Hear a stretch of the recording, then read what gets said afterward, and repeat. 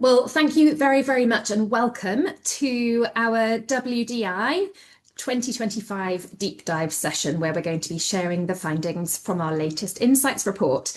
My name's Katie Fowler and I'm the Director of Responsible Business at the Thomson Reuters Foundation, and it's a real privilege to open today's discussion at a time when landscape for social disclosures and workforce transparency is shifting rapidly. We find ourselves navigating a period marked by rising costs for workers, new legislation, and let's be candid, growing headwinds around corporate transparency, and a visible pushback on diversity, equity, and inclusion.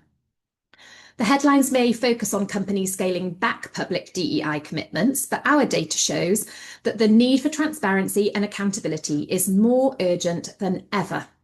In fact, global voluntary reporting is not standing still. It's increasing, with more companies from diverse markets stepping up to share their workforce data and practices. And we're delighted to be joined today by Quantum Advisors, who not only join us as guest speakers, but are also the recipients of the WDI award this year for the most complete response themselves in 2025.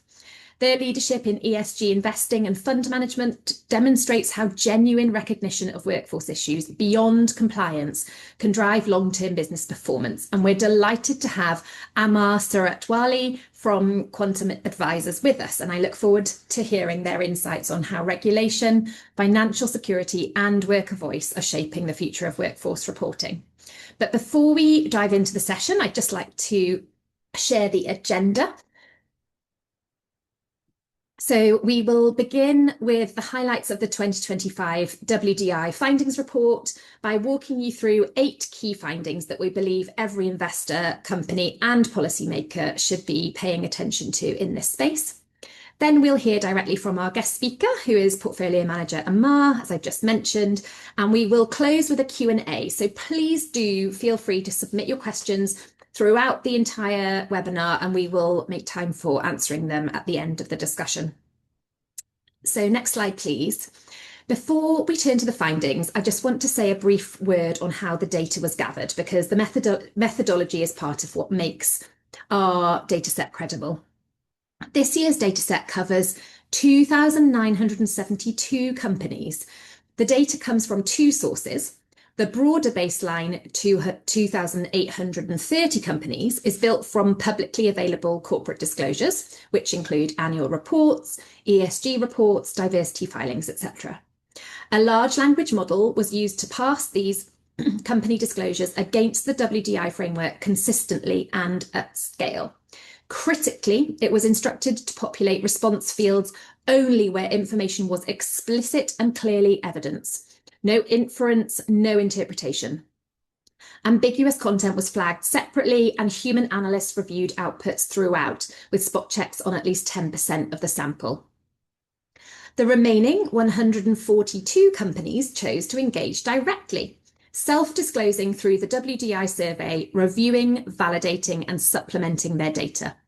This year, those 142 companies span 32 countries, the highest ever, and emerging markets accounted for 25% of all respondents, which is up from just 5% in 2021.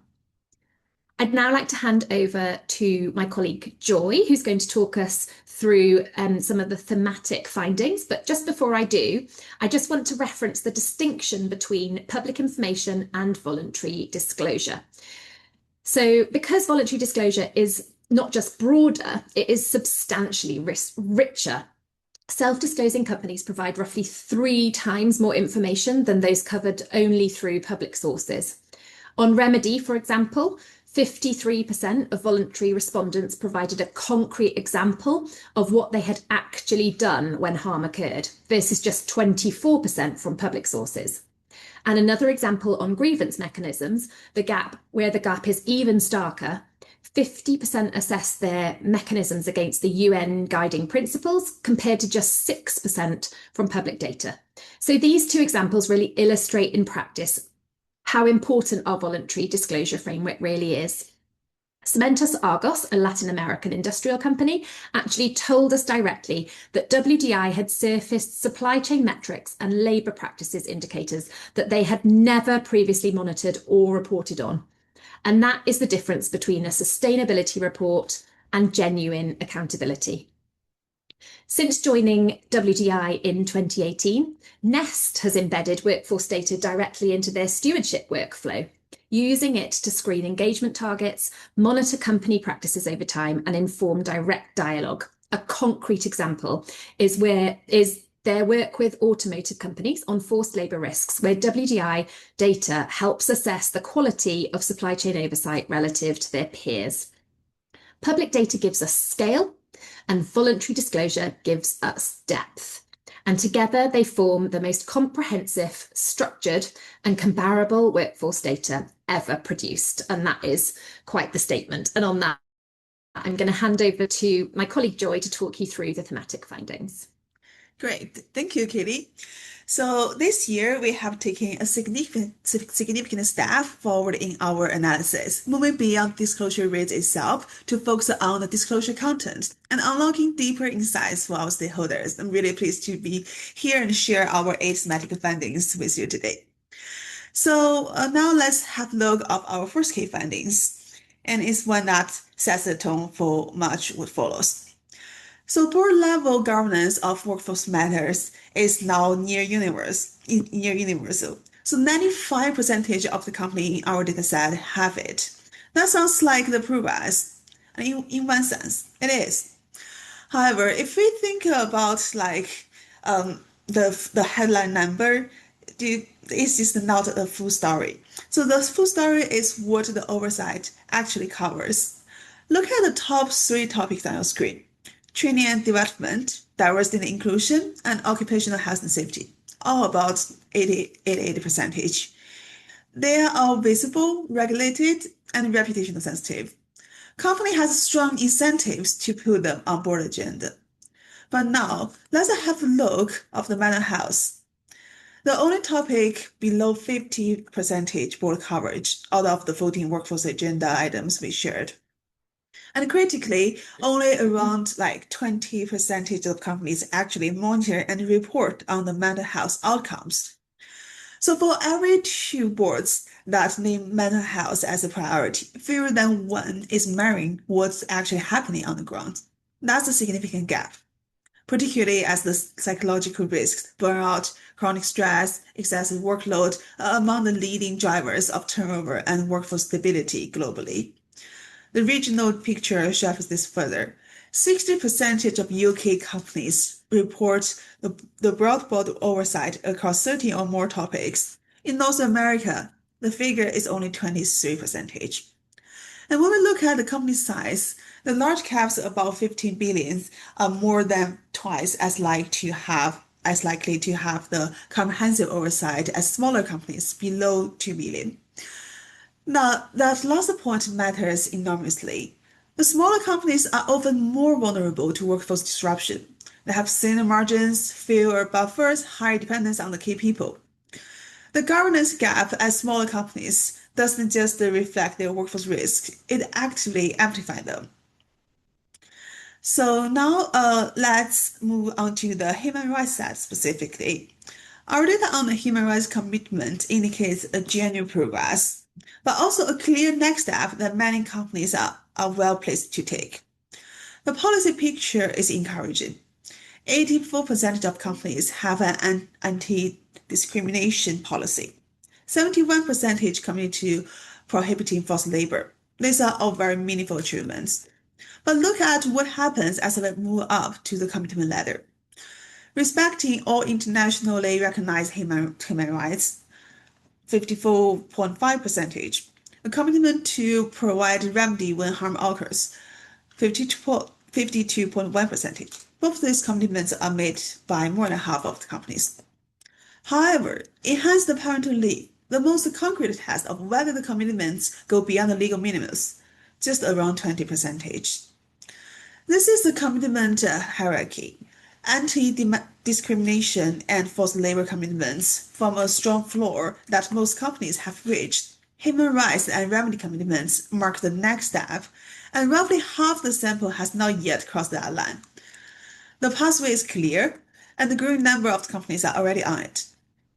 On human rights due diligence, It's also more than half of them. It's actually already 66.4% of companies report conducting it regularly. The regional difference and size effect is also well observed here.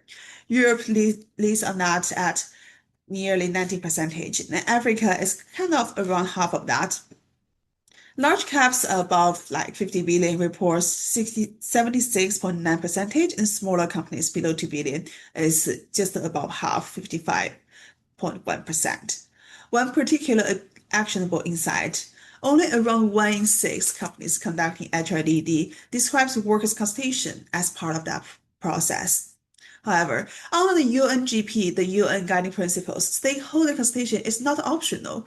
It is what transforms the due diligence from a risk exercise into genuine governance. Companies that take this step consistently report stronger risk identification and more credible disclosures. So the foundation is already in place. The next steps, extending the commitments and embedding more consultation, is achievable, and our data shows it's already happening. Next slide, please. Thank you. Okay, so how do the companies pay their executive to realize these commitments? Let's have a look. Nearly half of the companies, 46.6%, now link the executive pay to at least one workforce KPI. That's a very meaningful progress. But the composition of these incentives tells what companies choose to measure and what they choose to reward. Safety KPI lead at 24.3%, diversity and inclusion at 21%, both matter. But explicitly turnover KPI appears in just 3.1% of companies, and yet workforce retention is one of the strongest indicators of organizational health. High voluntary turnover weakens institutional knowledge, drives up the cost, and can signal deepen issue with working conditions or the management qualities. Part of the reason is like the turnover is so rarely incentivized is that this is rarely measured. Less than 30% of the companies report voluntary total turnover at all, making the market-wide benchmarking effectively impossible. You cannot set meaningful targets around something you're not even tracking. Here is perhaps the most striking insight in this finding. There is no statistically significant relationship between the presence of the workforce-linked executive incentive and the actual outcomes, the safety rates, pay gaps, or turnover. The incentive exists, but they're not yet moving the needle. The financial sector clearly demonstrates this. It has the highest D&I incentive adoption of any sector at the rate of nearly 40%, and yet it also reports the widest median gender pay gap in the dataset at 20.1%. Incentives alone do not close the structure gap yet. So the questions has therefore shifted. It is no longer does the company link the pay to the workforce KPI. It is which KPIs and what financial weights and with what evidence of the impact. So can we move to the next slide, please? Thank you. From what we can see, the workforce governance within the direct operations has reached like near the universal adoption. But what about supply chain? As we look beyond the factory gate, the picture changes considerably. Only around 40% of the company describe explicitly governance of the workforce matter in their supply chains. More than half of the company, around 53.8%, provide no explicit description at all. It's worth noting that while UK and European companies lead on the supply chain governance disclosure, the regions where disclosure rates are lower, for example, in Asia at 35.7%, and in Latin is at 28%, often where their manufacturing and sourcing options are concentrated, highlighting opportunity for buyer-led support and capacity building.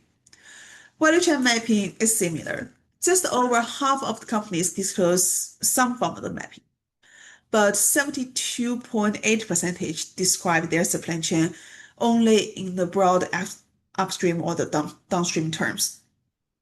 And if you look at closely, only 5.4% map beyond Tier 1. For many companies, the parts of their value chain where human rights risks are most accurate are also the parts that can see least clearly. Supplier codes of conduct are widespread, 76.6% of companies require suppliers to respect minimum labor standards, but the substance matter. Fewer than half explicitly prohibit forced labor and child labor. And living wage for supplier requirements are almost entirely absent across the dataset. So the measure for the data is quite clear. A company's human rights exposure is often greatest precisely whereas the visibility is the lowest. Extending governance into supply chain with like the real specialty, work consultation, and accountability is where the next generation of workforce leadership will be defined. Can we go to the next slide, please? And a closer look of how companies identify their most salient human rights issues offers a revealing window into the maturity of their due diligence and the gap between visibility and materiality. Health, safety, and well-being leads at a distribution 31%, and an issue that is very visible and very well regulated already, and also quite financial material that's already been embedded into most firms' reporting infrastructure. At the other end of the spectrum, just transition, it reaches at just 0.05%. As industry decarbonizes and AI reshapes the job markets, the workforce implications of those transitions have not yet found their own way into how companies identify and manage human rights risks. A forward-looking gap that mirrors closer attention from investors and other stakeholders. Can we go to next? Yes, please. Okay. Sector and regional patterns add further texture. So consumer staples leads on the modern slavery identification at 22.7%, which sits naturally alongside its exposure to the agro-food supply chain. Financial identifies the D&I most frequently at around 20%, 90.4%. A pattern that reflects the persistence of the structural challenges in that sector rather than evidence of the resolution. Asia accounts for over a third of all modern slavery identifications, a distribution broadly consistent with where global manufacturing supply chains are actually concentrated. On the consultation side, only 16.9% consult workers on their primary salient issues. Roughly 1 in 6 companies, there's no evidence of consulting anyone at all. A direct gap against the UNGP requirement that stakeholder engagement is very significant part to the due diligence process, not a supplementary step. Disclosure quality also declines across the salient issues. There's no answer rates rise from 30% on the issue 1 to nearly 70% on issue 3. That's the compliance storytelling. Companies invest the most in disclosing the issues most likely to face the regulatory scrutiny, with progressively less steps applied to the issues that follow. Great. Can we move to the next one, please? Thank you. Remedy is where governance commitments are ultimately tested, and our data offers a very clear view of where the test is currently being met and where it's not. More than half of the companies, 54%, publicly committed to providing remedy when human rights harm occurs. That sounds encouraging. But when we ask what they have actually done, only 31% provide any evidence of the remedy in practice. And in the value chain, where the most serious risks sit, 96% no evidence at all. The gap between 54 and 31 is not just a rounding error, it's a difference between a governance claim and the governance reality. Where the remedy is disclosed, the data suggests an opportunity to reflect on whose these measures are primarily designed to support. The most frequently reported approach, such as policy updates, process change, and disciplinary actions, may help reduce institutional risk and prevent recurrence. However, they do not always directly address restoring the position of affected workers. Financial compensation is reported in fewer than 2% of cases and reinstatement. One of the most direct forms of the remedy for someone who has experienced the harm appears only once across the dataset of nearly 3,000 companies. The value chain remedy gap is another striking finding this year. Nearly all the companies, 96.1% of companies, provide no evidence of remedy beyond their own workforce, meaning the workers most exposed to the human rights risk have the least access to the redress when the harm occurs. For the investors and other stakeholder engagement companies, the relevant questions is not whether the remedy commitment exists, but what a company has demonstratively done when harm has occurred. So, yes, please. The regional picture adds the very important context. The Europe and Latin America reports the highest remedy commitment rates, both above 70%, consistent with the broad governance environment in those regions. European companies are reported the highest HRDD rates in the dataset at 89%, suggesting that the legislative momentum through the framework such as CSRD, CSDDD has shifted the expectations around human rights governance, including the remedy. North America sits at 32.8%, a pattern that holds consistently across the remedy commitment, HRDD adoption, and grievance disclosure. This points to a structured feature of the governance environment, one that unlikely to shift without regulatory intervention or sustained investor engagement. Can we move to the next slide, please? Thank you. Disclosure often reflects what is visible, and the contingent workforce may be less represented within the areas that companies publicly highlighted. The board highlighted, and the board gender data is disclosed by around 19% of the companies. Yet fewer than 1 in 5 reported contingent workers, the contract agency staff, and temporary roles that support the day-to-day operations. Among the 637 that do, non-direct workers make up nearly 24% of the workforce, suggesting the meaningful gap between the disclosure and operational reality. The reliance on the contingent labor is highest in sectors with the high-risk profiles.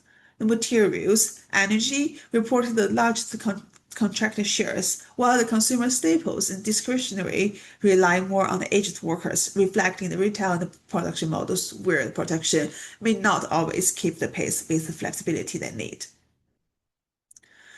So the variation is also very notable. The Asian reports lower permanent workforce shares, 85.6%, than Latin America, 95.7%, and North America, 94.6%, shifted in part by more flexible contract structures. Workers in less secure roles may be harder to capture through the standard governance system, suggesting these frameworks may not fully reflect their experience. Turnover patterns reinforce this. Temporary workers show a 26.4% rate versus 12.5% for permanent employees, though they're reported by just 58 companies. A similar gap appears in the protections. Well-being coverage is reported by 17.3% of companies for employees, compared with 1.1% for contractors. Grievance access follows a similar pattern, 29 versus 60/40 here. So lower compliant volumes in contingent-heavy models may reflect a more limited reporting pathways rather than fewer issues. For investors, this highlights a core question. When the workforce compensation, protection, and stability are only partially visible, how complete is the view of the operational risk? Now let's move to our final semantic findings here. So disclosure on gender representation has become one of the most standardized elements of the workforce reporting and, of course, the ESG reporting as well. Nearly 90%, 89.2% of companies in the dataset reported the share of women on their boards, the highest disclosure rate of any workforce metrics. So this reflects over a decade of regulatory pressure, investor engagement, and all the ESG framework requirements. The mean female board share stands at around 30%, 27.8%. This is a meaningful progress from where many marks were a decade ago, but the picture changed as you move down the organization. At the senior management level, female representation average is around 26.4%. At executive commitment level, the layer with the most direct operational authority falls to the lowest, 21.4%. The seniority funnel narrows at precisely the point where the decision about strategy, risk, and people are made. Regional patterns reflect the regulatory environments as much as the corporate intent. The UK leads at 42%, 42.8%, shaped by over a decade of the voluntary targets and like stewardship code and all the other compliant or explained disclosure requirements. Australia follows at 39.1%. Europe follows at 37.2%. And North America is actually not that bad. It's at 33.1%. And Asia average is just 18.5, roughly half of the UK rate. The gap holds at executive level, where Asia averaged 15.4% compared to the 32.2 in the UK. In energy and materials, the structural constraint begins well before the boardroom. Senior leadership in these sectors is predominantly drawn from the engineering and operational functions, where women account for only 70% of the workforce. The pipeline is narrow by design, and the board level targets cannot easily compensate for that. Beyond gender, disclosure sinks significantly. Only 26.4% of the companies report workforce level ethnicity data, and just the 4.7% disclose the board level disability representation, a figure so low it precludes meaningful sector or regional analysis. Without comparable data on ethnicity and disability, commitment in these dimensions cannot be tested and progress cannot be tracked. So the relationship between D&I commitments and the size of the gender pay gap appears quite limited. Companies with more extensive programs are not consistently associated with narrower gaps than these with fewer commitments. Across the dataset, the mean gap is 12.6%, very men.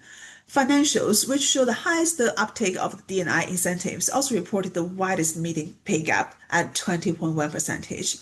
This pattern suggests that while D&I governance is associated with increased activities such as reporting targets and leadership programs, however, we need to be very cautious about the tokenism. It may not yet be carefully synced and designed, and of course not yet be reflected in pay outcomes.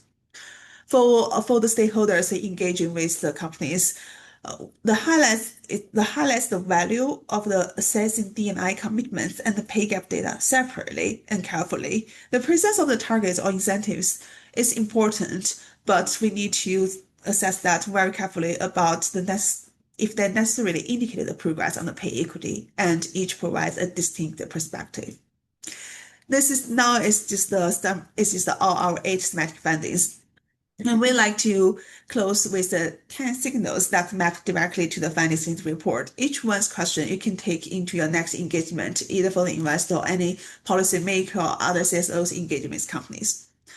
Look beyond whether the board oversight exists. Ask about its presence and its reach into supply chains, and whether named individuals are actually accountable. Choose policies as a baseline, not a differentiator, and push for human rights and remedy commitments, particularly with the Northern America companies, where fewer than third have crossed that line. When remedy is claimed, demand evidence for actual remediation, not just process. Where HRDD is conducted without work consultation, treat that as a red flag. On executive pay, the question is no longer whether KPI exists, it's which ones, at what weight, and with what evidence of the impact. On selected issues, depth and consistency across all identified issues matters more than the number listed. Rate the workforce compensation data alongside the protection indicators. Require time-bound targets beyond the gender to ethnicity and disability, and treat D&I governance scores and pay outcomes as entirely separate signals. The area of the as a tick box disclosure is over. What differentiates companies now is the depth, evidence, and the willingness to disclose where the governance is still falling short. And thank you so much for your patience and for dumping so many different stats. And we are very happy to take questions at the end. And for those who wanted to go deeper, and the full report and the data set are available at our WDI website. I'm now hand over to our the quantum investor manager, and I'm happy to pause here. Thanks, Joy. Really good insights there. Hi everyone, I'm Ammar. I'm from Quantum. Quantum is an India-based asset management company. We were the first ones to launch an ESG-based fund in India in 2019. Now, we have been integrating non-conventional risk factors since 1996, but we were largely focused on governance back then. And as the environmental and social disclosures improved over time, we launched an ESG-based investing strategy. Uh, our conviction is that poor ESG performance kind of signals deeper management risk. And a key reason I like why I can speak authentically on this topic today is that Quantum has walked through its journey, and we were the first asset manager in India to adopt and disclose against the WDI disclosures. When we first submitted our first WDI disclosures in 2020, our score was around 61. Not because we lacked the practices, we lacked the internal data architecture for the same. And we over time realized that what all we are lacking, how we can improve our disclosures, how we can get our policies in line with the global framework. And thereafter, in the latest year, our score reached 99, and we also won the award for the most complete response. My point of highlighting this is not to brag about the performance, but to highlight an important point that we, as an asset management company, have gone through that journey. And when we reach out to companies, when we expect disclosures from them, we uh, reach out to them empathetically rather than just throwing out an expectation that okay, this is the disclosure what we want. As far as our assessment framework is concerned, it is we break it down in two parts. First is it is disclosure driven, where a company the better disclosure, the more comprehensive disclosures it has, the higher score it achieves. And thereafter, we apply the second second layer to it, which is where we penalize the company for lapses in its risk management practices. Now, the second part, we further break it down into three parts. Like we look at it through three lenses, I would say. First is like the strategic oversight lens, like where how transparent the management is, what is the management's philosophy towards workforce targets, and is our workforce metrics embedded in executive pay determinations. The second part is practices, the middle part. Are the practices kind of aligned with the top management's philosophy? Does the company, for instance, if the company highlights health and safety as an important aspect, does the company have ISO 45001 certification? Or if it talks about talent development, does it have sufficient talent development programs to back that? And lastly, to close the loop, we look at more quantitative metrics like, say, if health and safety again, if we look at LTIFR, TRIR, employee attrition, gender pay parity, and things like that. And on the top of that, we also focus a lot on the plant visits and direct engagement with the management, because we also need to verify the claims uh, whether management is kind of reliable or not. Uh, a few other topics which I wanted to touch upon is today when we look at the sustainability disclosures, the regulation in terms of regulations, things are quite diverse. If we look at Europe, it's leading the pack. In North America, the workforce inclusion targets are rolling back. But in India, as an emerging market, we have launched we launched a set of sustainability disclosures in 2021. And even though it's been 4 years, 5 years since then, we have not been able to like Indian companies have not been able to internalize ESG reporting. It's still like at the nascent stage, I would say.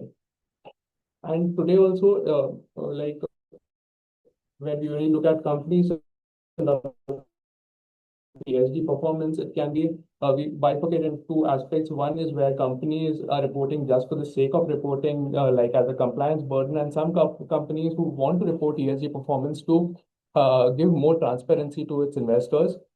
One important aspect what we cover in workforce, like the workforce assessment, is the financial security aspect. Now, living wage coverage is something really important. We'll consider how has the employee wage growth been versus the executive pay growth. Is the top management's remuneration increasing at a much more expedited pace than employees? We also look at gender pay distributions. We look at other proxy metrics as well. We also look at how has the attrition been in the company across. Like, has it been are the employees happy? It kind of gives an indication. Because this is a very important attribute, because in India, like as an emerging market, the inflation pressures are pretty acute. The second aspect what we look at when we verify claims of the management is workers' voice. Now, data gives us a top-down approach, as in the management's perspective. But we have to check claims even through disclosures. One is through if you want to rely on the disclosures, it would be employee sentiment surveys, the freedom of association indicators, grievance data. But we go beyond that. We go to when we visit plants, we try reaching out to workers. We ask their opinion. Like we try to get our assessments on the assessment on the ground realities. And some data gaps what we encounter in when we are doing our analysis is this is largely from India as an emerging market.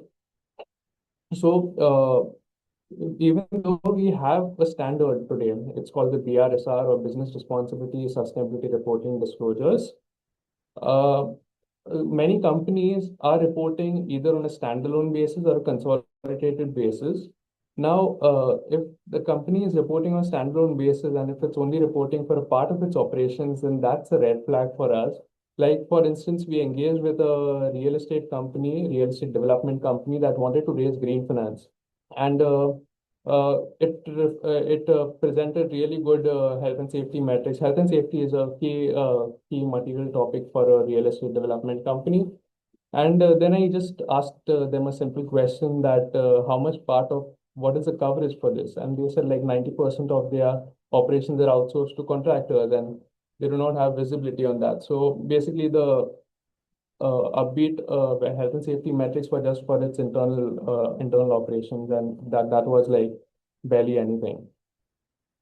Secondly, to another way to verify the claims of the management is benchmarking against peers. The relative analysis helps us give a reality check, as in where the company stands versus its peers. For instance, we were recently analyzing a ground logistics based company, and we noted that its LTIFR, TRIR, all those metrics were really like it had no incidents at all. And we were surprised, being in the logistics space again, it's difficult, especially when the company does not have any top-notch health and safety practices. So we just thought that this is probably a reliability and assurance problem, and we still red flag the company. Also, companies, when they're reporting in India, now they are making their own determinations in terms of how they want to report the data. So this is another problem in the emerging market where, for instance, a consumer durables company, it wanted to report its training. So they're supposed to report their training data. In 1 year, their training data was in like some single digits. And next year, all of a sudden, it increased by around 70% to 70%. So we were kind of wondering like why that happened. And then there was a small footnote that the new data was only for its new joiners. So that becomes a challenge. So the maturity in terms of data reporting is something that's needed. Because incomplete workforce data is not a disclosure issue, it's probably a governance issue from our lens. And our suggestion is that companies need to look beyond compliance. Like they need to build better built a data architecture by integrating HR, procurement, and supply chain functions, because the biggest blind spot as of now is not in the core operations, it's in the contractual worker populations and the supply chains. So they also need to anchor on a focused set of material KPIs rather than like trying to report everything, because uh, we as investors, we look for data that is something which is decision useful. So to summarize the key takeaways, that firstly, like we want the workforce perimeter to widen to like supply to include suppliers data, to include contractors data. This is important from the just transitions perspective as well, because India as an emerging market is has a lot of unemployment issues, and the traditional power industry, we would be transitioning to like renewable energy, but today when we see the stats of the renewable energy sector, 85 to 90% of the workforce is today on a contractual basis. So these precarious workforce arrangements kind of make it difficult for those employees to have long-term economic benefits and job security. And from our lens, like social risk assessment is not a secondary obligation. It's something that is core to our assessment. We treat workforce transparency very seriously. So that's it. I would like to hand it back to Rosie.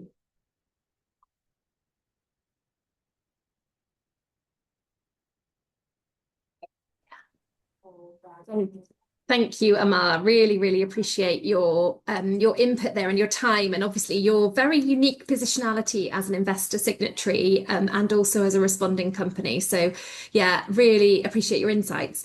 I am really happy that we've had lots of questions through on the chat. So we're going to segue into those. And I'd first like to address one around our emerging markets.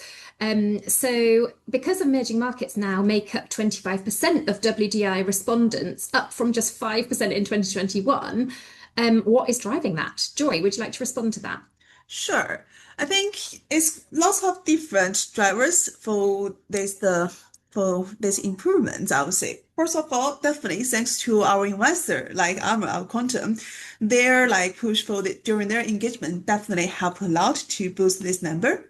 And secondly, I would say it's also because of like the macroeconomic factors, the external factors. There is lots of like the Asia countries that push more for the ESG disclosure, for their stock exchange, the disclosure requirements, and all kinds of different like the business disclosure requirements. They definitely raise quite a lot of awareness of the social disclosure and ESG disclosure among the emerging markets, specifically in Asia region, based on our data.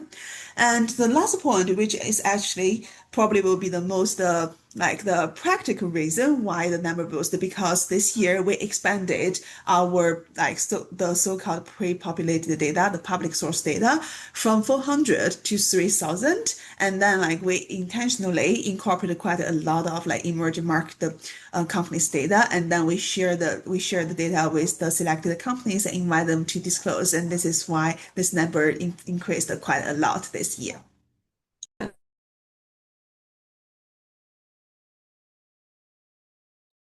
Joy, you're on mute. Sorry, we can't hear Katie speaking. Sorry. Thank you, Rosie. Poor Joy's doing all sorts of roles here. Thanks, Joy. I wanted to address the question at the top that came in first, just around the level of board oversight that we've cited in the report. Obviously, there is a really fantastic stat that workforce is very widely reported as a board issue. And why are we so concerned? And I think Joy did cover it in some of the narrative beyond that, just that actually, we really wanted to dig deeper into what that board coverage was. So yes, you're absolutely right. There is a really high degree of board coverage. 95% of our companies in our data set absolutely have it, but it's digging below the surface to look at the depth of that and the integrity of that data. So The example that we very clearly cited was looking at mental health, where there's only 50% of board coverage around that particular workforce agenda. And only 20.5% of companies actually monitor and report on mental health. So it is still really important to a lot of our investors, and it should, of course, still be very, very important to large degrees of the workforce. So thank you very much for that question. The next question that I will go to is a really important one around workforce level ethnicity data disclosure, which of course is forbidden in many countries and is absolutely under threat in many more. So why is this not being considered when assessing a company's transparency? Joy, would you mind responding to that, please? Yeah, sure. So actually, when we're assessing the transparency, like we already consider that basically if company explicitly tell us like their operation is subjected to this kind of the legal requirements and not allowed to collect this kind of data or disclose this data, if as long as they give us the reason, we still treat that as a useful disclosure and already consider part of the analysis. However, even we consider of that, the disclosure rate is still relatively quite low for the like ethnicity and disability. We also recognize potentially it's because in certain like country or region, racial ethnicity is not like the highest D&I priority, but we still think that like when people think about diversity and inclusion, they need to think more broadly beyond the gender and also beyond the binary gender. We have I didn't share in our thematic finding, but if you look deeper into our data set and the full report, you will find for the non-binary gender is actually another thing like a company didn't disclose that much. Also for different kind of like diversity category, the aging, and also like the sexual orientation, this kind of thing, the company hasn't shared that much. We understand possibly because the legal requirements, because of it's a bit tricky to collect, but it still marks how company treat their like employees fairly and equally. Brilliant, thanks.